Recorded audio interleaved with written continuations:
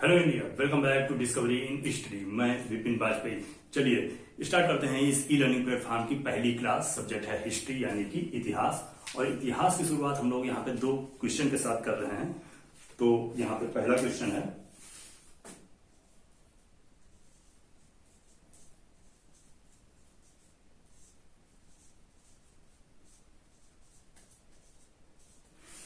इतिहास क्या है। एंड सेकेंड क्वेश्चन इज,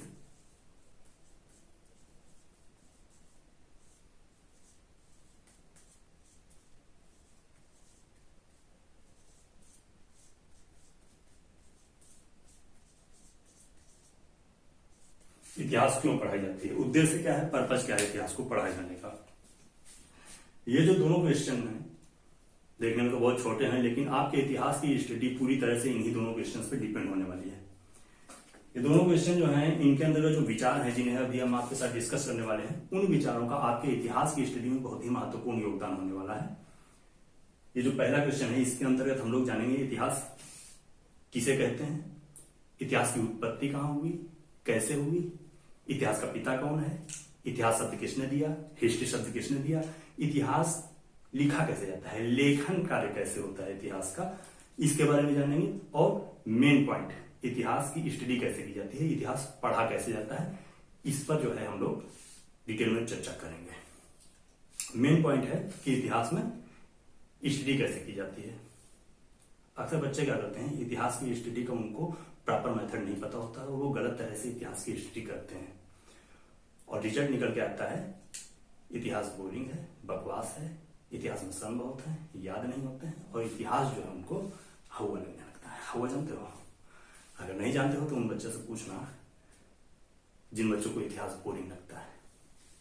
न जाने तरह तरह की गलत धारणाएं बना के बच्चे बैठ जाते हैं और इतिहास से दूरी बना लेते हैं। तो यहां पे हम लोग इतिहास पढ़ने का सही तरीका जानेंगे। इतिहास पढ़ने का जो प्रॉपर मेथड होता है वो अदर सब्जेक्ट से बिल्कुल डिफर होता है, और बच्चे क्या करते हैं, वही अदर सब्जेक्ट वाला मेथड यहाँ पे यूज करते हैं और इतिहास पढ़ने में जो है वो कंफ्यूज हो जाते हैं।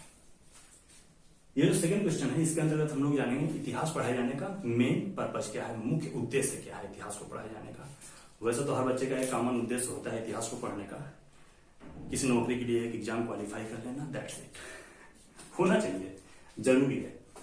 लेकिन अगर आप इतिहास पढ़ाए जाने का मुख्य उद्देश्य समझ गए ना, तो यकीन मानिए आपका जो है इतिहास के प्रति जो दृष्टिकोण है, इतिहास को देखने का नजरिया जो है वो टोटल चेंज होने वाला है और आपकी इतिहास में रुचि बढ़ने वाली है। और फिर जो आपका ये कॉमन उद्देश्य है ना, एग्जाम क्वालिफाई करके कोई नौकरी पा लेना, तो ये तो 100% हो ही जाना है। तो चलिए हम लोग ये पहले वाले क्वेश्चन पर बात करते हैं, इतिहास क्या है, किसे कहते हैं इतिहास। अगर सीधी सिंपल भाषा में हम लोग बात करें तो इतिहास बीती हुई घटनाओं का अध्ययन है।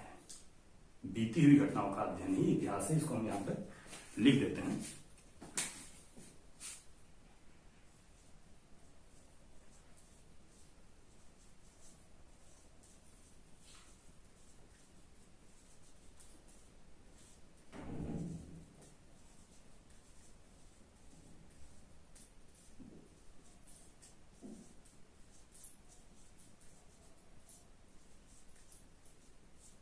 बीती हुई घटनाओं का अध्ययन ही इतिहास है। अब दिमाग में एक क्वेश्चन आ रहा होगा, क्या हर बीती हुई घटना इतिहास होगी? क्या हर बीती हुई घटना इतिहास होगी? तो जवाब है बिल्कुल भी नहीं, हर बीती हुई घटना इतिहास नहीं होगी।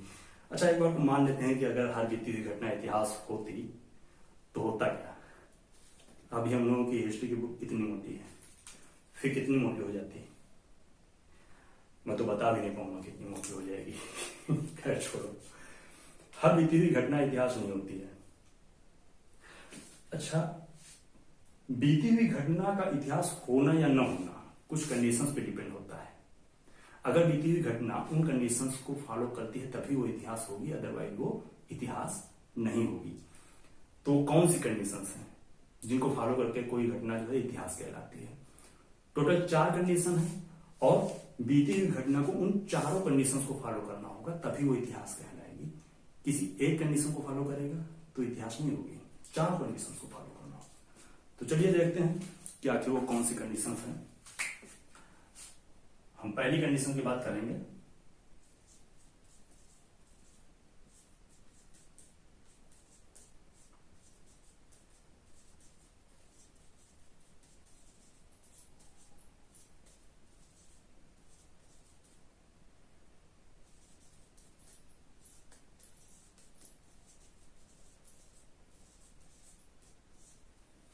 मानव जाति से संबंधित बीती हुई घटनाओं का अध्ययन।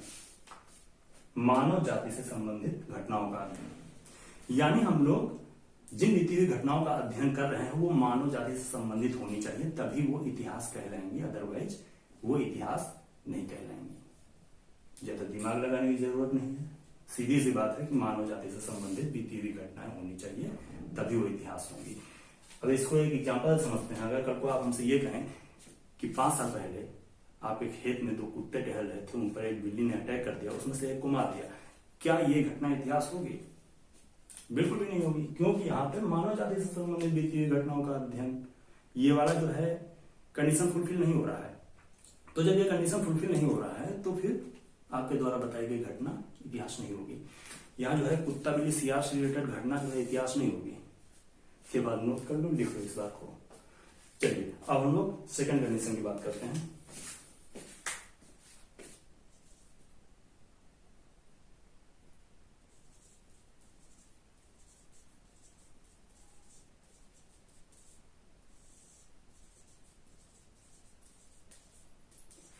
काल क्रमानुसार अध्ययन, इसको इंग्लिश में बोलते हैं क्रोनोलॉजिकल ऑर्डर।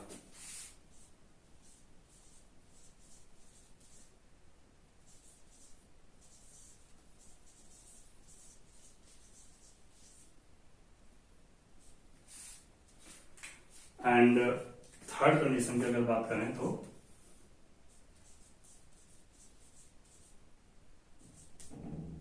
निरंतरता यानी कि कंटिन्यूटी। चलिए हम लोग इस सेकंड कंडीशन में बात करते हैं, काल क्रमानुसार अध्ययन, क्रोनोलॉजिकल ऑर्डर में स्टडी कैसे की जाती है। कहने का मतलब यह है कि जो घटना पहले घटित हो रही है उसका अध्ययन हम पहले करेंगे, जो घटना बाद में घटित होगी उसका अध्ययन बाद में करेंगे। और यहीं पे बच्चे करते हैं गलती। बच्चे क्या करते हैं? बच्चे बाद वाली घटना को पहले पढ़ लेते हैं और पहले वाली घटना को बाद में पढ़ते हैं, यानी कि टॉपिक वाइज कहीं से भी उठाकर हिस्ट्री की स्टडी करना प्रारंभ कर देते हैं। मैंने आपको पहले ही बोला था कि हिस्ट्री की स्टडी का जो मेथड होता है वो अदर सब्जेक्ट की हिस्ट्री से बिल्कुल डिफर होता है।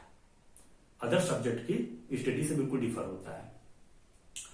अदर सब्जेक्ट आप जैसे साइंस की स्टडी कर रहे हैं तो आप कोई भी टॉपिक उठा के पढ़ लीजिए, कहीं से भी पढ़ लीजिए, कोई दिक्कत नहीं आएगी। लेकिन यहाँ पे आप कालक्रम के अनुसार ही पढ़ेंगे, तभी आपको हिस्ट्री समझ में आएगी, तभी आप एक घटना को दूसरी घटना से कोरिलेट कर पाएंगे। कोरिलेट कर पाएंगे तभी आपको घटना याद रहेंगी, और जो सम होते हैं सम भी अच्छे से याद रहेंगे, क्योंकि आप घटनाओं को निरंतरता के साथ अध्ययन कर रहे हैं। एक ये जो थर्ड कंडीशन है इसको भी फॉलो करते हुए चलेंगे। एक एग्जांपल के साथ हम लोग समझते हैं। यहाँ पे मान लीजिए हम 4 घटनाएं ले रहे हैं, 4 घटनाएं। एक घटना हमारी 1526 ईस्वी की है, एक घटना सन 1600 ईस्वी की है, एक है 1757 ईस्वी की एंड 1857 ईस्वी की। ये 4 घटनाएं हैं। हम लोग अगर इनको क्रोनोलॉजिकल ऑर्डर में स्टडी करेंगे, कालक्रम के अनुसार स्टडी करेंगे, तो किस तरह से करेंगे? जो घटना पहले घटित हो रही है उसका अध्ययन पहले करेंगे, जो घटना बाद में घटित हो रही है उसका अध्ययन बाद में करेंगे, जो घटना उसके बाद घटित हो रही है उसका अध्ययन उसके बाद करेंगे। तो यही जो है सीरियल वाइज हम लोग स्टडी करेंगे। लेकिन बच्चे बता रहे हैं यहीं पे गलती करते हैं। बच्चे जो है क्रोनोलॉजिकल ऑर्डर फॉलो नहीं करते हैं और गलत तरह से स्टडी कर रहे हैं। अब आप यहाँ पे एक बात नोटिस करेंगे, हमने यहाँ पे जो है क्रोनोलॉजिकल ऑर्डर को तो फॉलो किया है। हमने 1526 ईस्वी की एक घटना पढ़ी है, उसके बाद हम डायरेक्ट 1600 ईस्वी की घटना पढ़ रहे हैं। लेकिन यहाँ पे देखिए एक लंबा गैप आया है। यहाँ पे आप एक लंबा गैप देख रहे हैं, ये यहाँ पे 74 ईयर्स का गैप है, 74 ईयर्स का गैप। अब एक बात सोचिए, हमने जो है डायरेक्ट 1526 के बाद 1600 ईस्वी की घटना पढ़ ली है। अब हम 1600 ईस्वी की घटना को 1526 ईस्वी की घटना से कोरिलेट नहीं करा पाएंगे, कोई लिंक नहीं रहेगा इन दोनों घटनाओं के बीच में। 74 वर्ष 74 ईयर्स में आप सोचिए, क्या मानव जाति से संबंधित कोई घटना घटित नहीं हुई होगी इन 74 ईयर्स में? और अगर घटित हुई है तो इतिहास क्या कहता है? मानव जाति से संबंधित बीती हुई घटनाओं का अध्ययन। यहां पे हम पहली कंडीशन को ही फुलफिल नहीं कर रहे हैं, यानी कि हमको यहाँ पे जो 74 ईयर्स में बीती हुई घटनाएं हुई हैं उनका अध्ययन करना जरूरी है। तो यहां पे हम 74 ईयर्स की सारी घटनाओं को क्रमबद्ध रूप से पढ़ेंगे, यानी कि हम कंटिन्यूटी का भी फॉलो करेंगे। कंटिन्यूटी हमने यहाँ पे ब्रेक कर दी है, बड़ा लंबा गैप लिया है दो घटनाओं के बीच में, यानी कि हमको ये कंटिन्यूटी ब्रेक नहीं करनी है। और जब तक हम कंटिन्यूटी ब्रेक नहीं करेंगे तब तक हमको बढ़िया प्रॉपर तरीके से हर घटना एक दूसरे से लिंक होती चलेगी और हमको प्रॉपर तरीके से याद होता चलेगा। और जहां पे हम निरंतरता ब्रेक कर देंगे, यानी कि कंटिन्यूटी ब्रेक कर देंगे, वहां पे जो है प्रॉब्लम्स आ जाएंगी। हम एक घटना को दूसरी घटना से कोरिलेट नहीं कर पाएंगे और घटनाएं जो है याद नहीं होंगी, मिसअंडरस्टैंडिंग बढ़ेगी। अगर कालक्रम के अनुसार पढ़ते हैं तो एक घटना के बाद दूसरी घटना, दूसरी घटना के बाद तीसरी घटना, तीसरी घटना के बाद चौथी घटना, कंटिन्यूटी, यानी कि एक घटना उसके जस्ट बाद दूसरी घटना, उसके जस्ट बाद तीसरी घटना। इस तरीके से कंटिन्यूटी के साथ हम लोगों को पढ़ना है, कालक्रम अनुसार और निरंतरता के साथ स्टडी करनी है, तभी इतिहास कहलाएगा, अदरवाइज इतिहास नहीं कहलाएगा। चलिए इसको एक और तरीके से हम लोग समझ लेते हैं। आप लोग टीवी देखते होंगे, सीरियल, मूवी, आजकल तो लेटेस्ट जमाना है, वेब सीरीज का जमाना है। मान लीजिए हम आपको एक वेब सीरीज दिखाते हैं, वेब सीरीज में 10 या 15 एपिसोड होते हैं, 15 एपिसोड है मान लीजिए। हम आपको वेब सीरीज का 10वां एपिसोड सबसे पहले दिखाते हैं, 10th एपिसोड, 10वां एपिसोड पहले दिखाते हैं, उसके बाद आपको हम 7वां एपिसोड दिखाते हैं, उसके बाद 4th एपिसोड, फिर 1st एपिसोड और लास्ट में आपको 15th एपिसोड दिखा देते हैं, 15 एपिसोड। अब आपसे पूछ रहे हैं क्या आपको कहानी समझ में आई? आप भी कह रहे होंगे कि वाह सर, मूवी तो देखने नहीं दी, कहानी का खास समझ में आएगी। बिल्कुल भी नहीं आएगी समझ में। क्यों नहीं आएगी? क्योंकि आपने यहां पे क्रोनोलॉजिकल आर्डर का फॉलो नहीं किया है, क्रोनोलॉजिकल आर्डर का फॉलो नहीं किया है। जो एपिसोड आपको पहले देखना चाहिए था वो आपने बाद में देखा है, जो बाद में देखना चाहिए था वो पहले देख डाला है, और बीच के जो है एपिसोड छोड़ दिए हैं, तो कहां से समझ में आएगी स्टोरी? चलिए अब दूसरे तरीके से हम लोग इसका क्रोनोलॉजिकल आर्डर में वेब सीरीज देखते हैं। अब हम आपको पहला एपिसोड पहले दिखाते हैं, सबसे पहला एपिसोड पहले दिखाते हैं, उसके बाद 4th एपिसोड, उसके बाद आपको 7th एपिसोड, फिर 10th और फिर लास्ट में 15th एपिसोड दिखा देते हैं। क्या आप समझ में आएगा? अब भी नहीं आएगा समझ में। क्यों नहीं आएगा? क्रोनोलॉजिकल आर्डर का तो हमने फॉलो किया है, लेकिन ये कंटिन्यूटी ब्रेक कर दी है, निरंतरता ब्रेक कर दी है। हमने आपको पहले एपिसोड के बाद डायरेक्ट 4th एपिसोड दिखा दिया है, यानी कि आप पहले एपिसोड को 4th एपिसोड से लिंक नहीं करा पाएंगे, क्योंकि हमने बीच के 2 एपिसोड मिस कर दिए हैं, कहानी ब्रेक हो गई है, आपको समझने में दिक्कत आएगी। और यही तरीका, सेम यही तरीका इतिहास की स्टडी में होता है। अगर आपने एक घटना को दूसरी घटना से लिंक नहीं करा पाया तो समझ लीजिए इतिहास में मिसअंडरस्टैंडिंग होना लाजिमी है। चलिए यहां तक समझ गए। इसके बाद हम लोग एक 4th कंडीशन जो बची हुई उसके बारे में भी जान लेते हैं। 4th कंडीशन है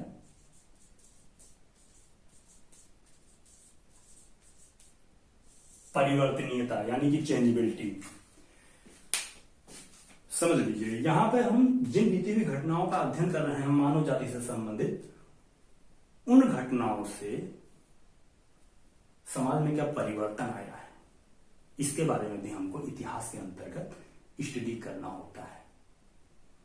यानी कि कोई युद्ध हुआ है, कोई युद्ध हुआ है तो उस युद्ध के बाद क्या जो है चेंजेस आए समाज में, उसके बारे में हमको स्टडी करना है। जैसे कि पानीपत का युद्ध होता है, उसके बाद समाज में जो है मुगल वंश का साम्राज्य आ जाता है, इसके बारे में अध्ययन करना है। समाज में क्या परिवर्तन आ रहा है, चेंजेबिलिटी। जैसे कि मान लीजिए आप सम्राट अशोक कनिंग का युद्ध होता है, उसके बाद क्या होता है, वो बौद्ध धर्म का स्वीकार कर लेता है। बौद्ध धर्म स्वीकार करने के बाद वो अस्त्र शस्त्र उठाना बंद कर देता है। होता क्या है, मौर्य वंश का पतन हो जाता है, क्योंकि उसके बाद वो कोई युद्ध लड़ता नहीं है और जो उनके एनिमी होते हैं वो अटैक कर देते हैं। तो समाज में ये परिवर्तन आएगा, तो परिवर्तनीयता के साथ अध्ययन करना है। चलिए अब इन चारों कंडीशंस को फॉलो करते हुए अगर हम इतिहास की डिफिनीशन दें तो क्या होगी। अगर आप लोग लिखना चाहें तो लिख भी सकते हैं। मानव जाति से संबंधित बीती हुई घटनाओं का कालक्रमानुसार निरंतरता एवं परिवर्तनीयता के साथ अध्ययन ही इतिहास है।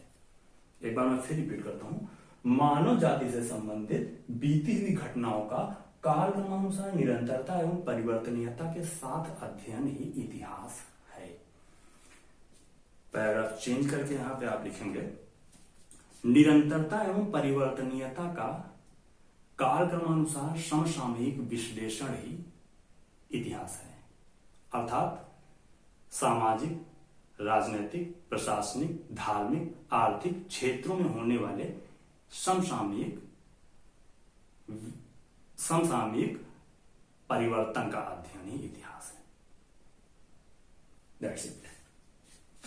इतना आप लोगों ने जाना कि इतिहास को